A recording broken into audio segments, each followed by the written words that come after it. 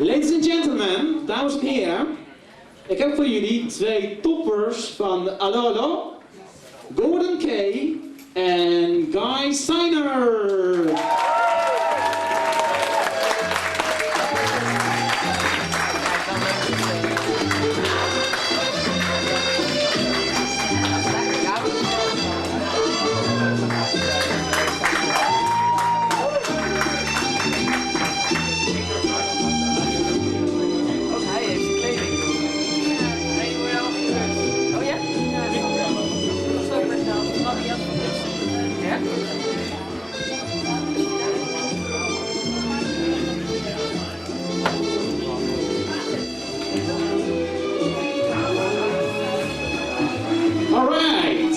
Ladies and gentlemen, Mr.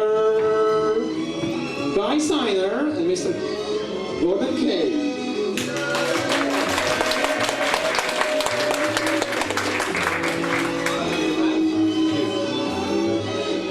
Testing, 1, 2, 3.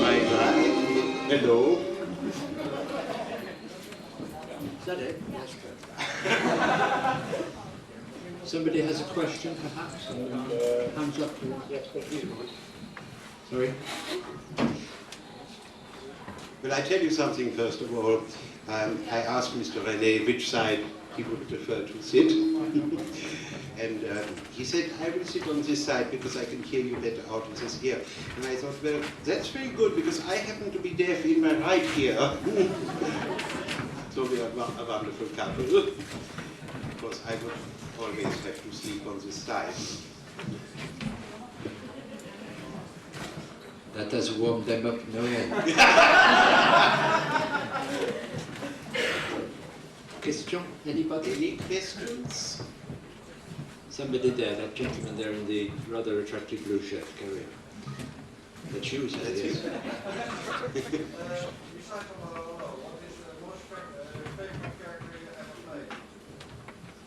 Personally, as an actor, there is a play, a rather old-fashioned play, an American play, called Harvey, which is about a man, an elderly, well, a middle-aged man, who has met a rabbit that nobody else can see, and that is Harvey. He's a 6-foot 1-inch puka, or indeed a rabbit, which only Elwood, the character I played, can see.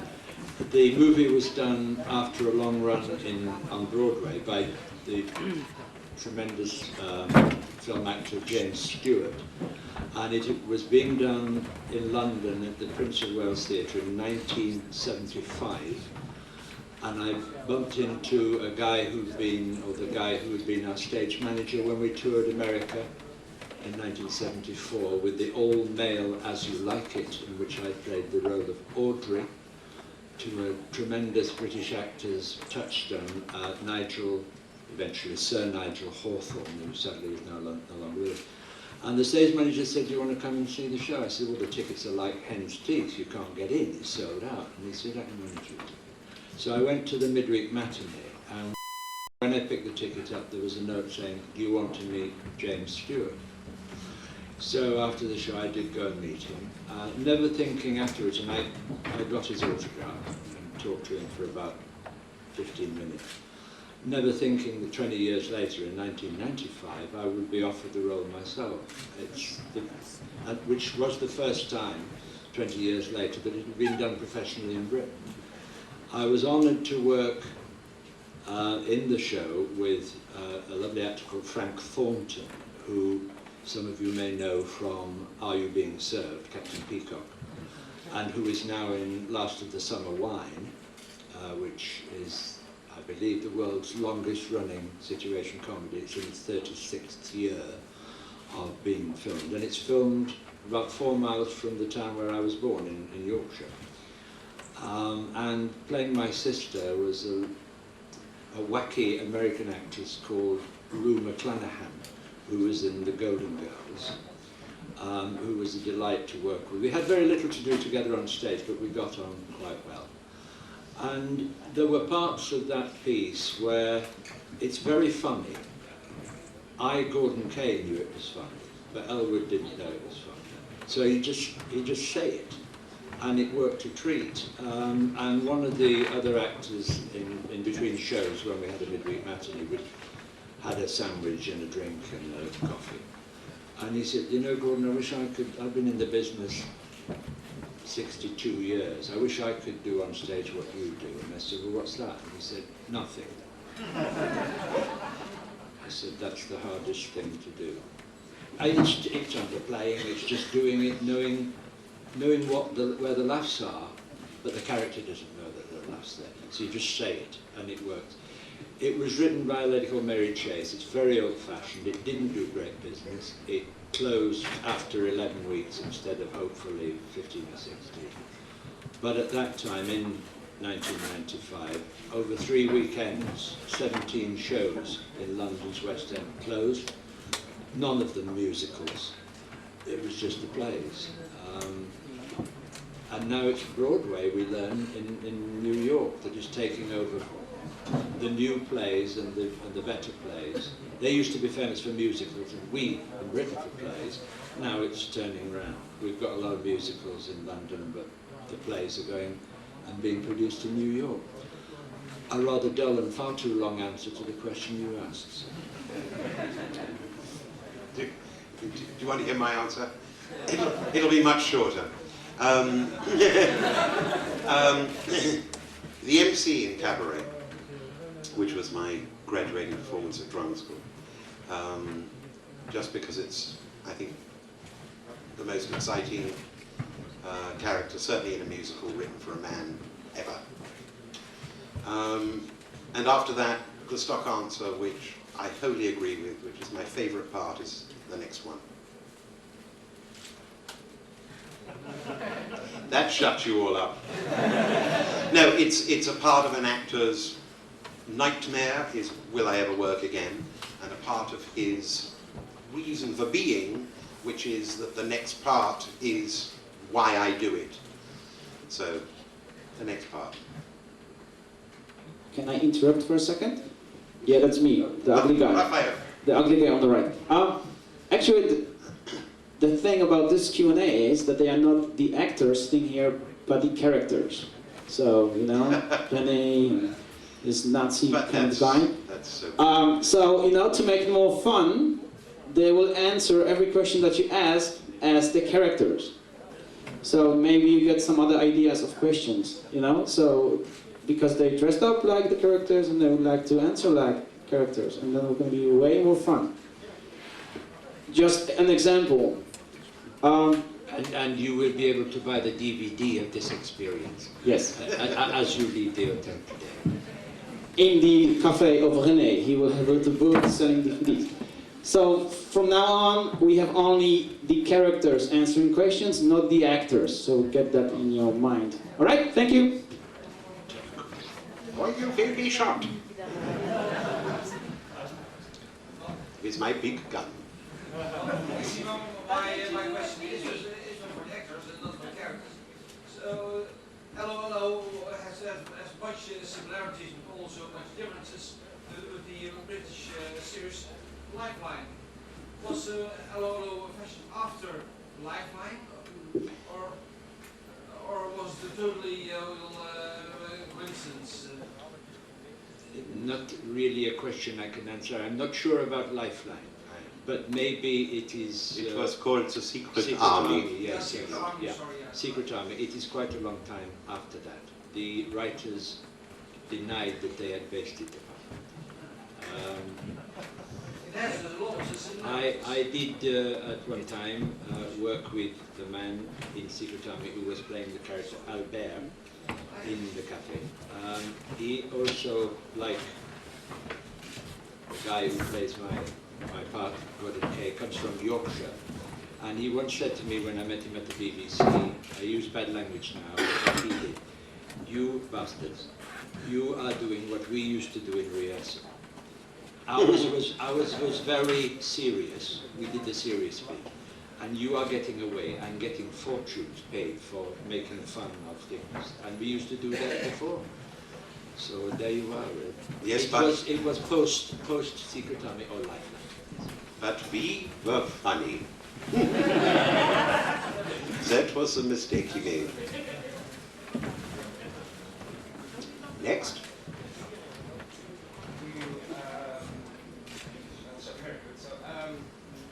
Do you still name yourself that shot for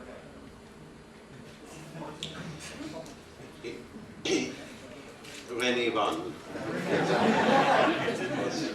Indeed, it was, I can truthfully say, the saddest day of my life. But the joy of it was that afterwards I was lucky enough to meet René too, his twin brother. They were both Nancy boys, as you know. And we became such good friends.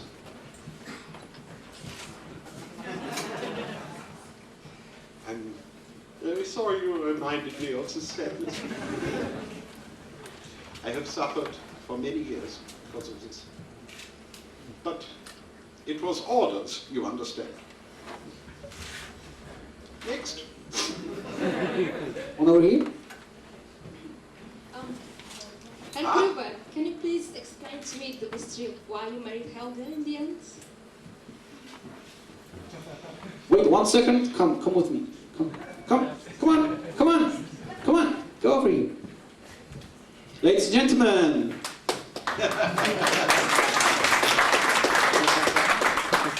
Theodora. Very nice.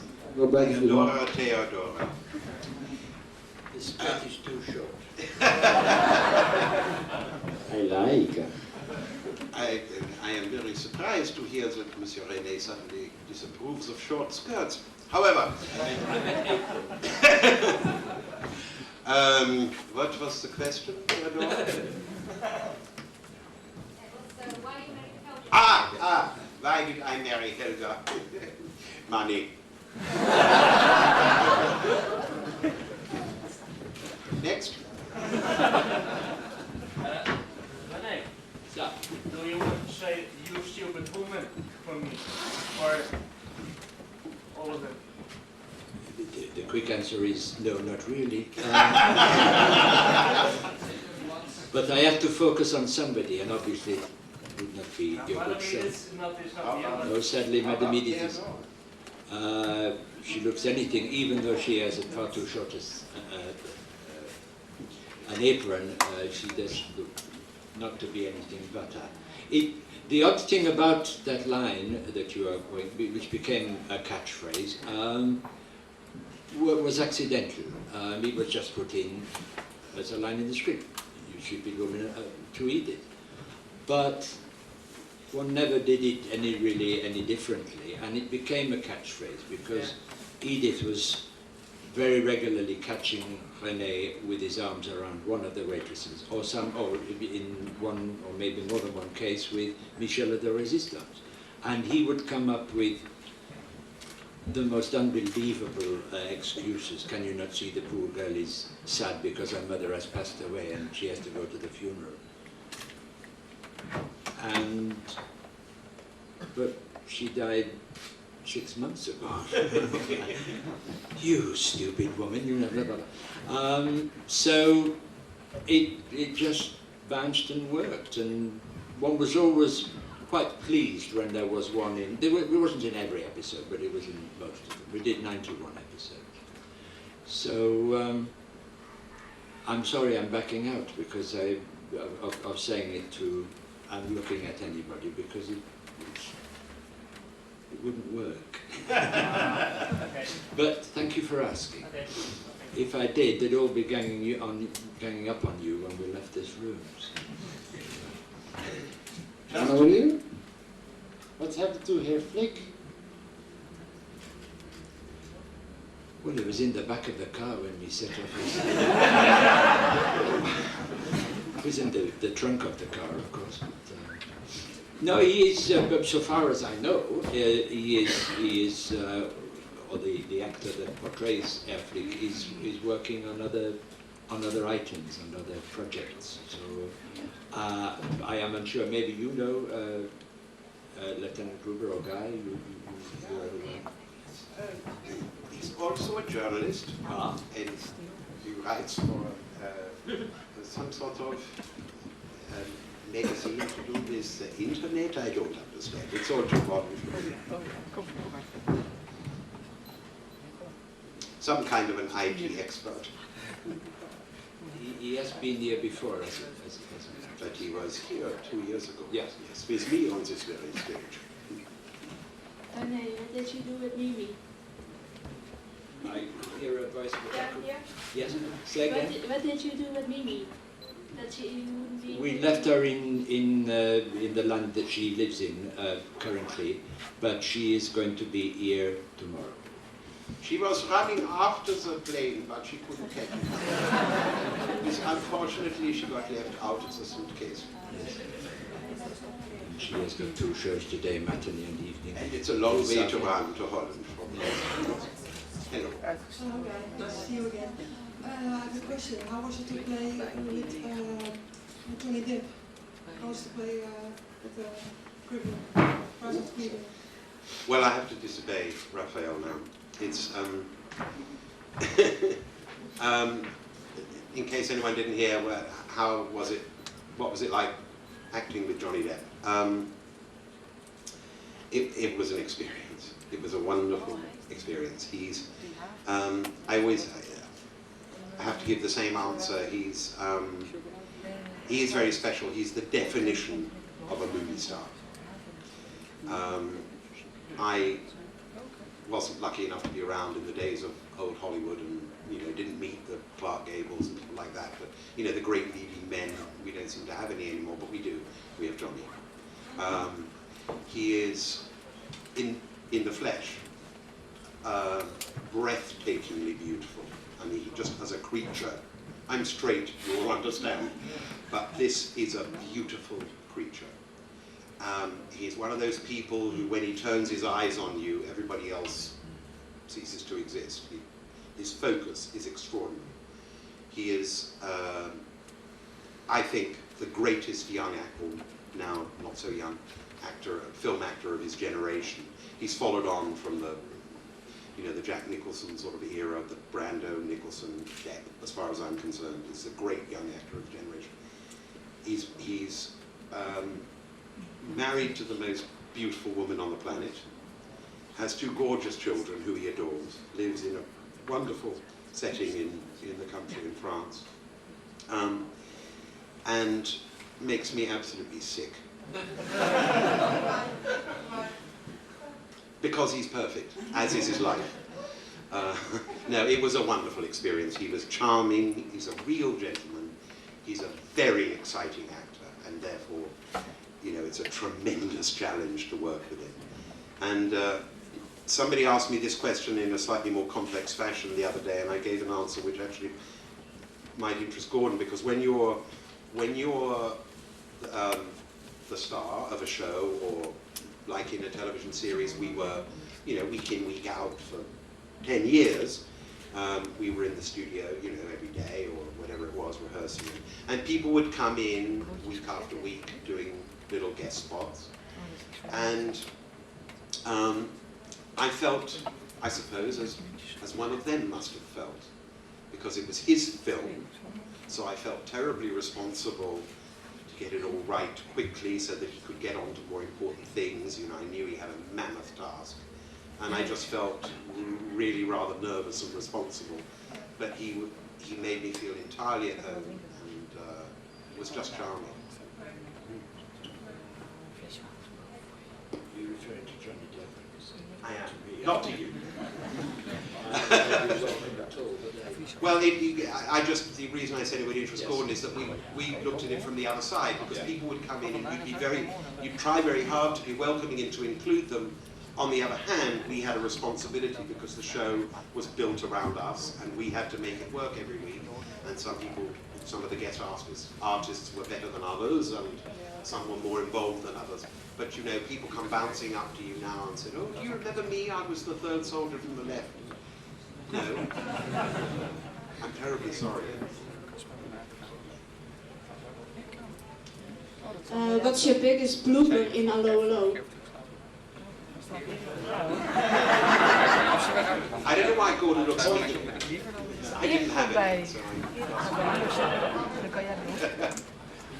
So I don't think we actually did have too many. I mean, they never hit the screen. Because we used to record in front of a live audience, 450, 500 of them. And if somebody forgot their lines, or if the door handle came off, then we'd stop and go back. And the, shall we call him, the warm-up man, Felix, would say, pretend you hadn't, we're going to do this bit again, laugh like hell, you know, because pretend you hadn't seen. It got knitted together. I suspect the only things that ever might hit a blooper tape would be the first of the two shorter than Yvette waiters, Maria, Francesca Gonshaw, who would take 2 steps when we were on location, would step down, and her berry would fall off. And she would put it back on again, and now it's all right, it's locked on, and we'd start filming again, and it would just continue to fall off. And I think at one point they had 7 takes on making 1 step down and the hat not falling, which is only mildly amusing.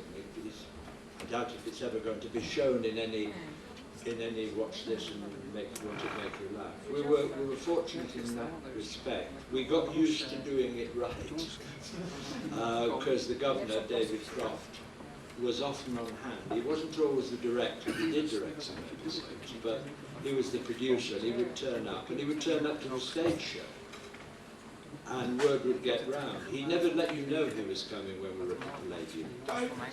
But Jack Hay, Monsieur Leclerc would know David was saying. He could also tell you how many people were in and what the end earnings for that night were as well. But he was a dear man. But I'm sorry, we don't have any bloopers either hidden away that we've kept and won't allow people to see.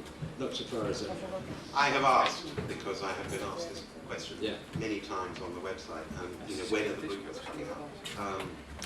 The BBC are entirely vague, of course, they don't release the DVDs, but there is a thought that when the collection is finally finished, by which Van die plastic, anders neem ik gewoon glazen. in the last series is released, they will include bloopers on it, so let us hope. There was a wonderful scene which I was involved in, Gordon wasn't, but very briefly it was me and Richard Marner in the train with the suicide teeth, where the general had made us wear these teeth that if you bit, you got the cyanide poison and because we were escaping at the very end of the war. And that was hysterical because, first of all, it's very funny when people call you like that. But especially the German accent. But Richard Marner couldn't operate these teeth at all. He just couldn't speak and was wholly unintelligible. And every take, there was another member of the crew made a noise. First of all, it would be the script girl, who'd be saying, somebody would say, the sound man would say, who's shaking papers? And the girl, then it was camera shake, it would rattle. It was the cameraman. You couldn't hold the camera steady because he was laughing so much. It took us about half a day to shoot, one actually quite short scene. I've got bloody teeth. I won't do it.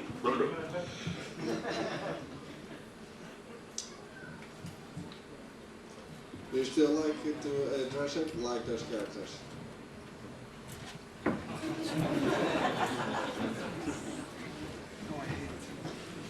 I didn't. I thought you were talking to you.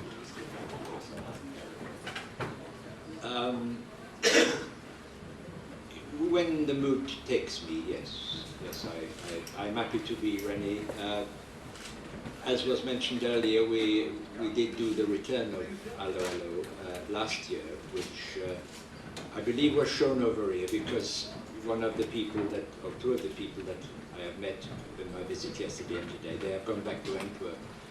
But Gigi said they have missed it. So I do have a DVD, not published by the BBC or Universal, but recorded off the show that was done in Manchester in March of last year. And I have a spare copy, so I'm going to send it to Gigi and Ben to It got a very good audience on that night. It was on BBC Two, but not as good as anybody else, I suppose. I'll answer briefly as myself. It's an extraordinary feeling to become the man again. I obviously, today it's a convention and I'm just putting on a costume and I'm meeting all of you. But when we went to Australia at the end of a year ago, This time last year, the three of us, coincidentally, Sue, who will be here tomorrow, and Gordon and I, and when we walked back on the stage in the original stage show in front of an audience who remembered us so well, many of whom had seen the original stage show that we had done in Brisbane all those years ago, and who knew and loved the series. It was an extraordinary sensation to go back all that 10, 15 years and be Gruber again, rather than just putting a costume on. The nice thing was that they applauded when the curtain went up. They applauded the cafe. It was empty. And they applauded. And I'm out of sight at the top of the stairs because I'm first class. But you think, yes, they know where they are. We should be in luck here. By the end of that first week, it was like a football crowd. They were cheering. I don't think right at the beginning, but they were responding like they had in the very old days in Britain. So it was nice to be back with the apron on in Australia. For the first time in Brisbane for me, I'd done it in Perth in 1992, but it was the Rio Rene for a change in Brisbane, in this smaller theatre than it had been done with the rest of the company in 1990. But I had a little accident with something sticking in my head, so I wasn't able to go to that. But I wasn't about to stop, unless the doctor said don't, or unless he didn't have to say it because I wasn't able to hear anything because I passed away. But I hadn't, and I'm here now. That makes me happy too. So there you go. Yes, you can get away with more or less anything in Australia, but it was very positively, exciting and enjoyable to do it again. Because we hadn't done it on stage, or I hadn't, since 1996. You get the lines back eventually and go on and do it and find that it still works. Hey, it takes you back. Yes, we haven't got a script which we could do that. No, we do that scene for them now. Yes. Is it raining still? No, it's not. The gentleman in this. What was it like that you always been rejected by Berkel-Enschot?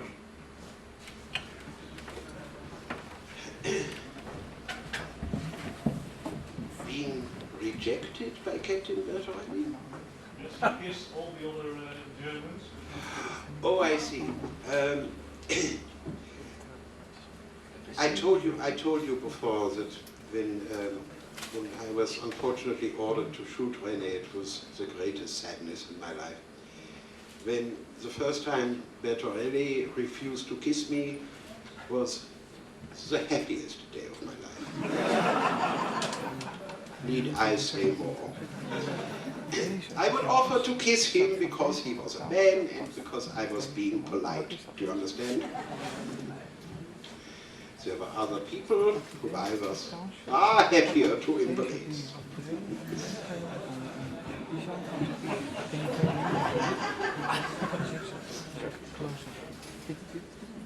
Yes, that would be a good thing.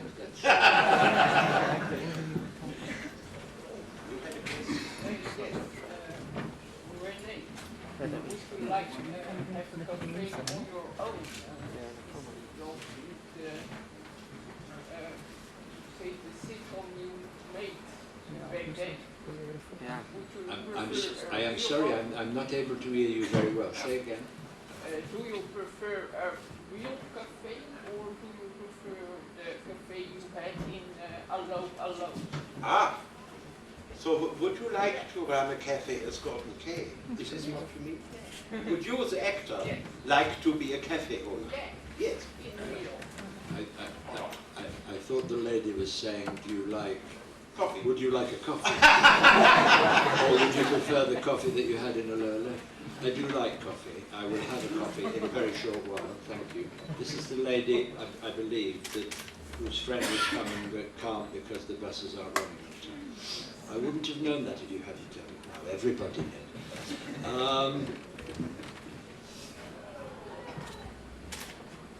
Setting aside the fact that it was done allegedly, well, certainly fictionally done during a world war. Setting aside that, I'm not sure whether I would want to be a French cafe owner or even an English cafe owner, but I do like coffee, and there are plenty, you know, I could maybe get taken over by Starbucks. I'll ask for a lot of money. I won't count myself as a star, but I'll let them give me the bucks. Yeah, absolutely. So it was a fictional place, although we did go, Carmen and I went because they did a montage series of the best of, kind of, set up, and we went to France. It was the only time we ever filmed in France. We filmed in East Anglia, near Norwich, but a place called Swaffham. And they'd given us somewhere that was on the major route, and the police had to keep stopping these great lorries because we were filming outside on this little cafe set, and do you remember when? And then it would mix into that episode and various things. But we had a happy time. It is still the BBC's most successful international comedy programme, sold in more countries than Monty Python or Only Fools and Horses or Fawlty Towers, which I think likely that you get those over here. It's 100 and goodness knows how many countries. So I'm sure for Guy, just for me, to go somewhere for a quiet holiday is a bit tricky, because there'll be lovely British people and others on the aircraft if you're flying somewhere, and the natives know you, and I don't, you know, when you get there and you think, get out early in the morning, Gordon, and go walking somewhere, and if you meet somebody, run. But contrary to popular belief, or it seems to be, you don't carry photographs of you as Renee, or I don't, with me, so you sign a bit of paper. It's not particularly tiresome, but it can get a bit, oh, look out, there's a crowd, you know, go that way quickly. But it's because people enjoy and still do, because he's a fine actor and he's worked a lot in other venues and places since. He's a very straightforward guy. But he and Richard Marner together, very different in size and in importance, but Colonel von Strohm and Captain, you know, so you have a pecking order there. But being in the cafe together, and with respect to the late Richard Marner, I mean, Sam knew where the laughs were. Richard Marner sometimes, God rest his soul, would get laughs, but almost by accident. But Sam knew when it needed tipping a bit, not pulling funny faces or thumping or banging the table or pulling focus, because he, well, I'm sure eventually will be as consummate, a good word, as Kenny Connor if he continues in the business. He's in the right businesses. He would have been my other choice too. He's, I thought you were going to pick him, and I thought, yeah. Where do I go? But I would imagine Guy would agree with me that the 91 episodes and goodness knows how many number of stage shows that I'd done it close on 2,000 times. I think Guy's probably done it maybe a little bit more. Only because of that. It has been a joy to be chosen to be in the pilot, and then it rallied out into a series. So sometimes the profession that chooses you or you choose it works out well, and sometimes it's, you know, there are those who will say out of every 100 actors in Britain today, 85 of them are out of work. Certainly I can only speak for myself, I've been pretty lucky. And Sam has been lucky too. Yeah. And he never stops. And He's got a good agent. I wonder who it is. And it was a very endearing character, Hans. I mean, he was a very endearing man, which made him very popular with the audience. Oh dear, I'm sorry, yes, hello again. The man in the nice blue shirt. Don't say that, he looks behind him. Yes. He's confused. Well, he obviously doesn't. Looks good from here. Yes, sir. How much time before the show ended? How much time before did you know the show was? Oh, how much notice did we get before the series was finished? Yes, that was the question. Is that the question? Yes. You can't remember another. I can't remember. No. That's actually This is they didn't say this is the last series. That's very. No, it wasn't like that. It was a kind of communal decision. We all knew it was sort of time. Yeah. And as we've often repeated, you know, the series ran for 10 years. The war ran for 6. You know, it was time. And the writers had got very tired by the end because, you know, really they never recovered after the 26 of the Series E, Series 5 it would be called now, where they were practically, well, they were. Jeremy was at one point stopping his car on the way to rehearsals in the morning and falling asleep because he just couldn't keep awake. You know, he was too tired to drive. You know, they were working all the hours God gave, trying to bash out enough episodes to keep us, you know, to keep ahead of us. Because it's not like America where there are, you know, 26 writers. We have 2 who had to write 26 episodes. In America, they have 26 writers who write 2 episodes. Then they fire them all, because they do, and get another 26 to write the next 2. It's a different world in England. And we'd all come to a point where we needed to move on, I think. And so there was never, I don't think there was ever a decision. That's my answer. I can't remember a decision, you know, write or fire, you know. It just sort of... Yes, it bring it to an end. Yeah, it became... I'm tempted to say, we have a saying, and you probably hear it over here, all good things must come to an end, and I think that, looking at my watch, I'm thinking maybe, certainly myself and your good selves should perhaps scatter from here, because we've got other little things to do. But I may be out of line there, because the person, Raffaello, would have... Well, I'm not sure of the bit of paper, you see. I wasn't told. It's not... Somebody else will deal with it, but... yes, it was... I mean, that's the best answer we can give. It wasn't a big deal. It wasn't a big... It wasn't a big moment. This was your last chance to get it right. Yeah. Like that. It just seemed that it wasn't going to... We weren't going to go into a 10th series. And that was it. So we made what we made. And what was it by the end? About 90 episodes? It depends how you... 91, because depends how you cut them. Americans cut them up. That's right.